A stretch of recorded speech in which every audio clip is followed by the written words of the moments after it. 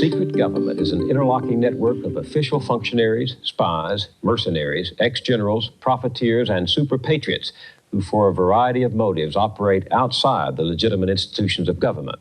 Presidents have turned to them when they can't win the support of the Congress or the people, creating that unsupervised power so feared by the framers of our Constitution. Just imagine that William Casey's dream came true. Suppose the enterprise grew into a super-secret, self-financing, self-perpetuating organization. Suppose they decided on their own to assassinate Gorbachev or the leader of white South Africa. Could a president control them? And what if he became the enterprise's public enemy number one? Who would know? Who would say no? The secret government will continue in a few moments. With the history of our secret government.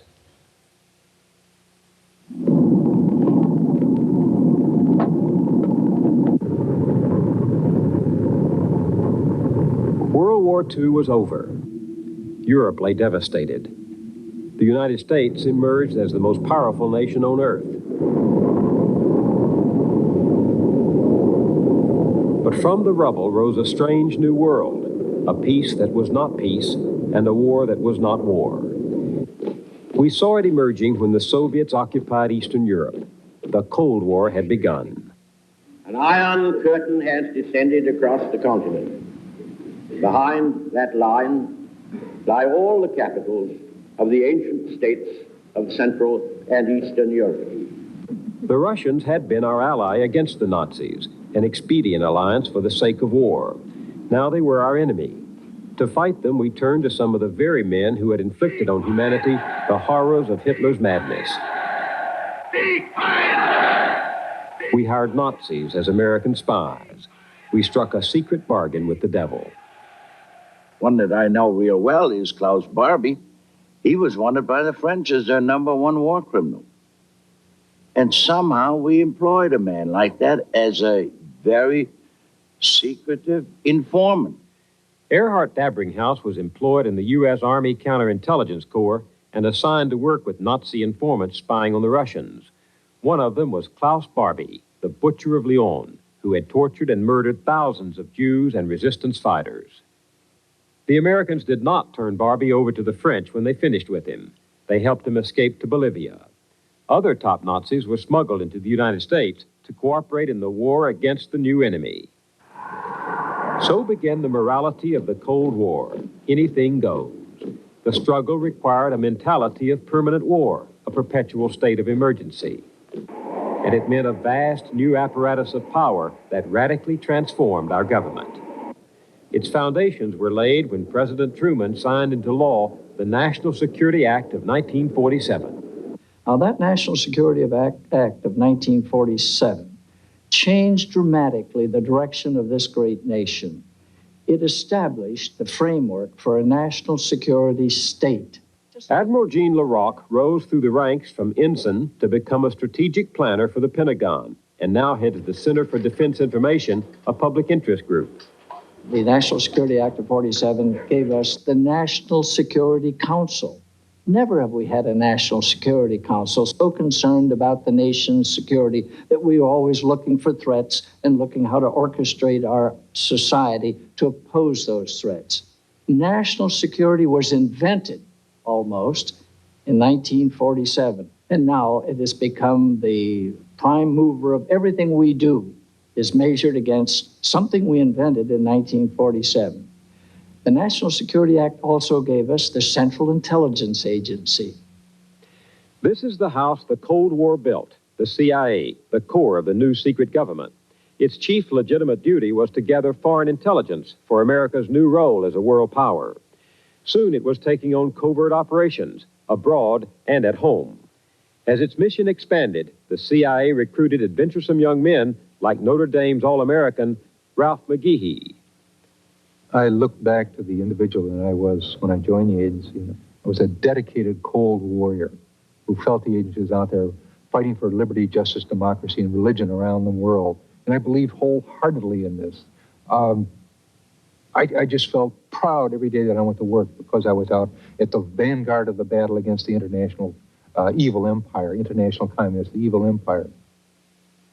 Iran, 1953. the CIA mounted its first major covert operation to overthrow a foreign government. The target was the Prime Minister of Iran, Mohammad Mossadegh. He held power legitimately through his country's parliamentary process, and he was popular. Washington had once looked to him as the man to prevent a communist takeover. But that was before Mossadegh decided that the Iranian state, not British companies, ought to own and control the oil within Iran's own borders. When he nationalized the British-run oil fields, Washington saw red. The Secretary of State, John Foster Dulles, and his brother Alan, director of the CIA, decided with Eisenhower's approval to overthrow Mossadegh and reinstate the Shah of Iran. The mobs paid by the CIA and the police and soldiers bribed by the CIA drove Mossadegh from office. Crown Prince Abdullah greets the Shah as he lands at Baghdad airport after a 7-hour flight from Rome. The King of Kings was back in control and more pliable than Mossadegh. American oil companies took over almost half of Iran's production. U.S. arms merchants moved in with $18 billion of weapon sales over the next 20 years. But there were losers. Nearly everybody in Iran of any importance has had a brother or a mother or a sister or a son or a father tortured, jailed, deprived of property without due process. I mean, an absolutely buccaneering dictatorship in our name that we supported. SAVAK was created by the CIA. SAVAK, the Shah's secret police, tortured and murdered thousands of his opponents. General Richard Secord and Albert Hakim, whom we met earlier, were among those who helped supply the Shah's insatiable appetite for the technology of control. But the weapons and flattery heaped by America on the Shah blinded us to the growing opposition of his own people. They rose up in 1979 against him.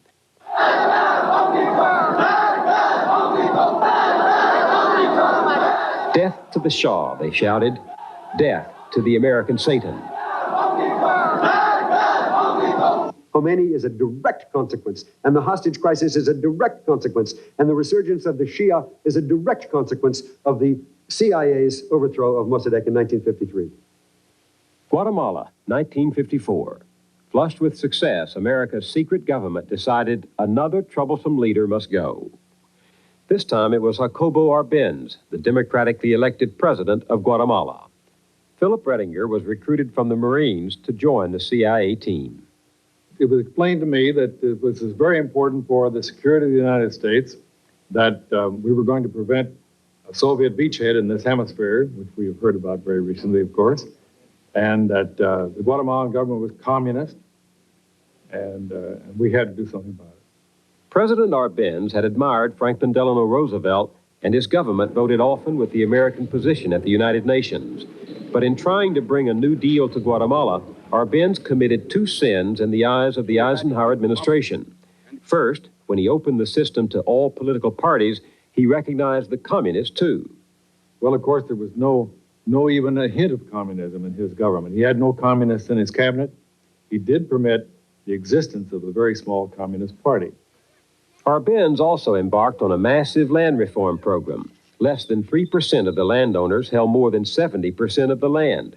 So Arbenz nationalized more than 1.5 million acres, including land owned by his own family, and turned it over to peasants. Much of that land belonged to the United Fruit Company, the giant American firm that was intent on keeping Guatemala quite literally a banana republic.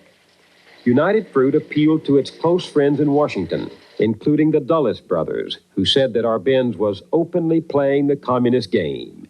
He had to go. This was sudden death for him. I mean, there was no chance of him winning this fight because of the fact that he had done this to the United Fruit Company, plus the fact that he was overthrowing the hegemony of the United States over this area. And this was dangerous. It could not be tolerated. We couldn't tolerate this. From Honduras, the same country that today is the Contra staging base, the CIA launched a small band of mercenaries against Guatemala. They were easily turned back. So with its own planes and pilots, the CIA then bombed the capital. Arbenz fled and was immediately replaced by an American puppet, Colonel Carlos Castillo Armas. He overturned all of the reformist activity of President Arbenz. He gave the land back to the United Fruit Company that had been confiscated. He took land from the peasants and gave it back to the landowners. The CIA had called its covert action against Guatemala Operation Success. Military dictators ruled the country for the next 30 years. The United States provided them with weapons and trained their officers. The communists we saved them from would have been hard-pressed to do it better. Peasants were slaughtered. Political opponents were tortured. Suspected insurgents were shot, stabbed, burned alive, or strangled. There were so many deaths at one point that coroners complained they couldn't keep up with the workload. Operation Success. What we did has caused a succession of repressive military dictatorships in that country and has been responsible for the death of over 100,000 of their citizens. Success breeds success, sometimes with dreary repetition. Mario Sandoval Alarcon began his career in the CIA's adventure in Guatemala. Today, he's known as a godfather of the death squads. In 1981, after lobbying Ronald Reagan's advisors for military aid to Guatemala, Sandoval Alarcon danced at the inaugural ball. Richard Bissell, another veteran of the Guatemalan coup, went on to become the CIA's chief of covert operations. I looked him up several years ago for a CBS documentary. Cuba, 1961. 7 years after Operation Success in Guatemala, Bissell was planning another CIA covert operation. The assault has begun on the dictatorship of Fidel Castro. On April 17, 1961, Cuban exiles trained by the CIA at a base in friendly Guatemala landed on the southern coast of Cuba at the Bay of Pigs.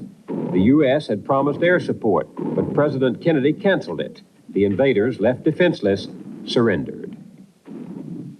7 months after the disastrous invasion, Kennedy delivered a major foreign policy address. We cannot, as a free nation, compete with our adversaries in tactics of terror, assassination, false promises, counterfeit mobs, and crises. The president was not telling the truth. Even as he spoke, his administration was planning a new covert war on Cuba. It would include some of the dirty tricks the president said we were above. The secret government was prepared for anything. At one time, the CIA organized a small department known as Executive Action, which was a permanent assassination capability. Well, it wasn't just an assassination capability. It was a capability to discredit or get rid of people. But it could have included assassination. And it did. There were at least 8 documented attempts to kill Castro. He says there were 24. And there was even one effort to put LSD in his cigars. To help us get rid of the Cuban leader, our secret government turned to the mafia, just as we once made use of Nazis.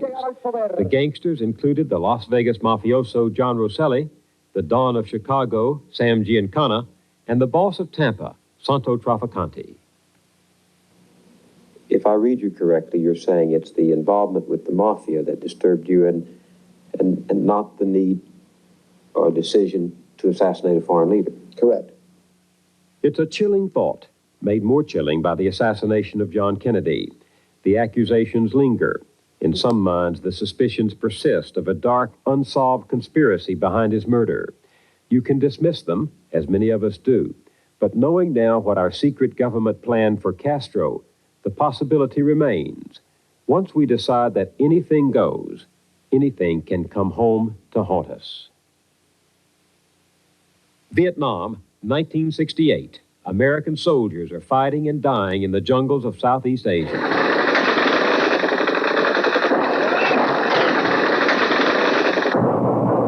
But the Vietnam War didn't start this way.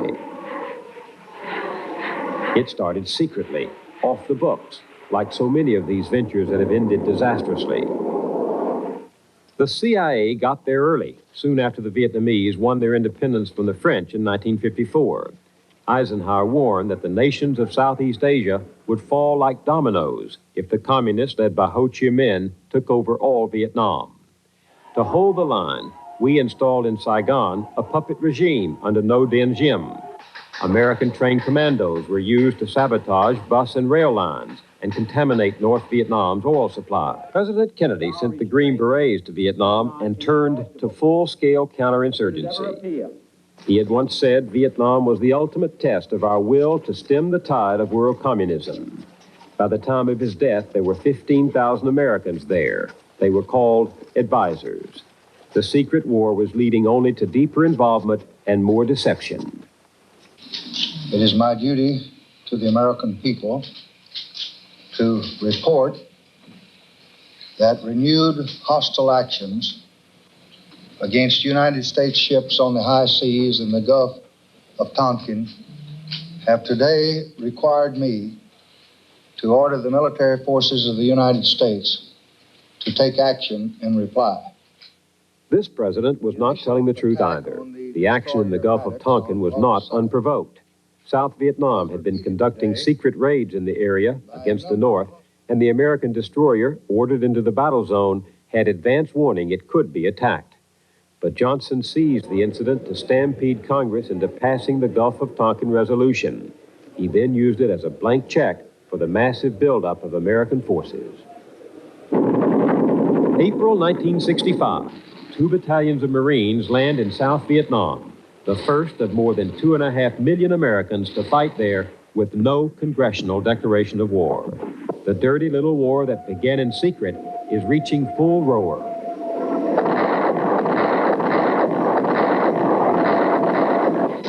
Free fire zones, defoliation, the massacre at My Lai, napalm, and the CIA's Operation Phoenix to round up, torture, and kill suspected Viet Cong. We were murdering these people, incinerating them. Ralph McGehee was there for the CIA and helped set up South Vietnam's secret police. My efforts had resulted in the deaths of many people. And for me, it was a period when I guess I considered myself nearly insane. I just couldn't reconcile what I had been and what I was at the time becoming. Many of the secret warriors in Southeast Asia had no such doubts or regrets. Some of the team that later joined the Iran-Contra enterprise helped to run the secret war in Laos. Coming in from an altitude of about 2,000 feet. As General Richard Secord later put it, Laos belonged to the CIA. Looking back, it's stunning how easily the Cold War enticed us into surrendering popular control of government to the national security state. We've never come closer to bestowing absolute authority on the president.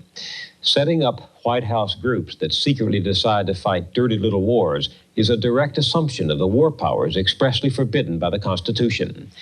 Not since December 1941 has Congress declared war. Since then, we've had a police action in Korea, advisors in Vietnam, covert operations in Central America, peacekeeping in Lebanon, and low-intensity conflicts going on right now from Angola to Cambodia.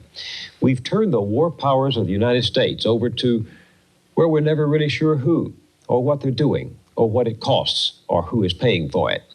The one thing we are sure of is that this largely secret global war, carried on with less and less accountability to democratic institutions, has become a way of life. And now we're faced with a question brand new in our history. Can we have the permanent warfare state and democracy too? A shellfish toxin. In 1975, as the war in Vietnam came to an end, Congress took its first public look at the secret government. Senator Frank Church chaired the Select Committee to study government operations. The hearings opened the books on a string of lethal activities, from the use of electric pistols and poison pellets to mafia connections and drug experiments.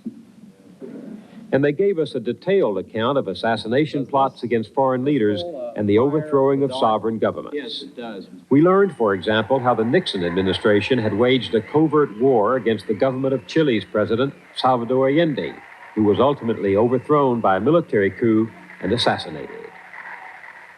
Like Caesar peering into the colonies from distant Rome, Nixon said the choice of government by the Chileans was unacceptable to the President of the United States. The attitude in the White House seemed to be, if in the wake of Vietnam I can no longer send in the Marines, then I will send in the CIA. This remains for me the heart of the matter. The men who wrote our Constitution, our basic book of rules, were concerned that power be held accountable. No party of government and no person in government, not even the president, was to pick or choose among the laws to be obeyed. But how does one branch of government blow the whistle on another? Or how do the people cry foul when their liberties are imperiled if public officials can break the rules, lie to us about it, and then wave the wand of national security to silence us? Can it happen again? You bet it can. The apparatus of secret power remains intact in a huge White House staff operating in the sanctuary of presidential privilege. George Bush has already told the National Security Council to take more responsibility for foreign policy, which can, of course, be exercised beyond public scrutiny. And a lot of people in Washington are calling for more secrecy, not less, including more covert actions. This is a system easily corrupted as the public grows indifferent again and the press is seduced or distracted. So one day, sadly, we're likely to discover once again that while freedom does have enemies in the world, it can also be undermined here at home, in the dark, by those posing as its friends. I'm Bill Moyers. Good night.